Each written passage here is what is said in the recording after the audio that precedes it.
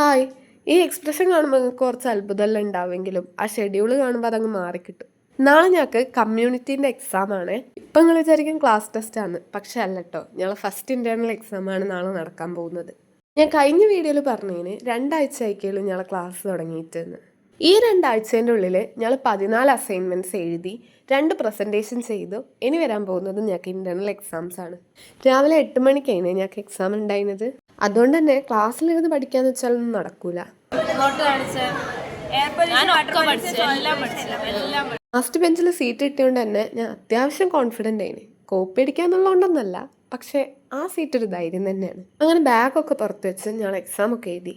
Seat പിടിക്കാൻ വേണ്ടി നേരത്തെ ഓടി വന്നതുകൊണ്ട് ഞങ്ങൾ ഫുഡൊന്നും മര്യാദയ്ക്ക് കഴിച്ചിട്ടില്ലേന്. അങ്ങനെ എക്സാം ഒക്കെ കഴിഞ്ഞ് ഞങ്ങൾ എല്ലാവരും കൂടെ ക്യാൻറ്റീനിൽ പോയി ഫുഡൊക്കെ കഴിച്ചു. അപ്പോൾ ഇന്നത്തേക്ക് അത്രയേ ഉള്ളൂ. കാര്യം നാളെ എനിക്കൊരു സെമിനാർ പ്രസൻറ്റേഷൻ ഉണ്ട്. അപ്പോൾ ഓക്കെ, ബൈ.